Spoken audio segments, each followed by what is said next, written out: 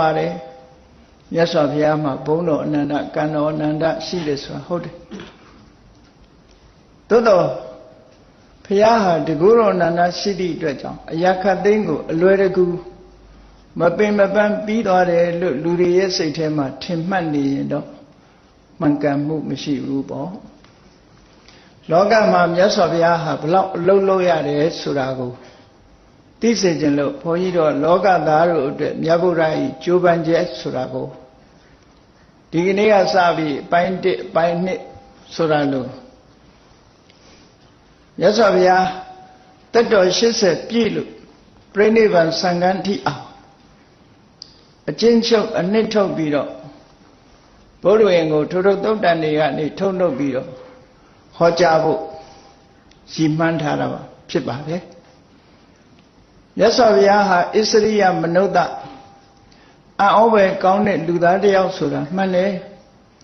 သို့တော့လူသားတစ်ယောက်ဆိုတာလူသားရဲ့အခက်ခဲတွေဘလောက်ကြုံတွေ့ခဲ့တယ်ထိုအခက်ခဲတွေကိုကြိုးပမ်းအထောက်မှုအမျှော်အမြင်ရှိမှုတွေနဲ့ဘယ်လိုဖြတ်ကျော်ခဲ့တယ်ဘယ်လိုဖြေရှင်းခဲ့တယ်ဆိုတာတွေကိုသိရှိဖို့လိုအပ်တယ်ပေါ့အနုဘဆိုလို့ရှိရင်အုံဖွမန္တမန်းပြီးရာခသိမ့်ပြီးသွားတယ်လို့တချို့ကထင်နေကောင်းထင်နေလိမ့်မယ်ကဘာမှာအလုတ်လုတ်ဆုံးပုဂ္ဂိုလ်ကိုဖော်ပြပါဆိုလို့ရှိရင်မြတ်ဗုဒ္ဓပဲဖြစ်ပါတယ်ဒါလောက်ကြီးမားတဲ့စွမ်းအားတွေရှိနေတဲ့ပုဂ္ဂိုလ်တူဟာဘလောက်အလုတ်လုတ်ခဲ့ရတယ်ဆိုတာတွေကို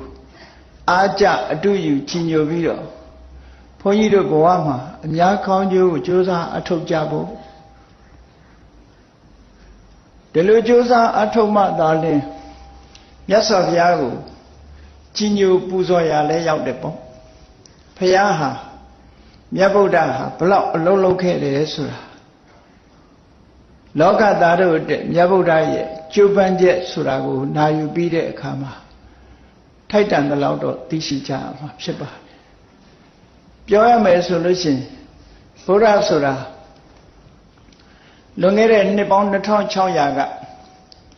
တကယ်ပဲလောကအလယ်မှာပေါ်ပေါက်ခဲ့တဲ့လူသားတဦးပဲဖြစ်ပါတယ်လူသားတဦးဆိုပေမဲ့တာမန်လူသားတဦးတော့မဟုတ်ဘူးအသိဉာဏ်မြင့်မားရုပ်ဆင်းအင်္ဂါအဖြစ်ထူးခြားပြီးအလွန်ကြိုးစားတဲ့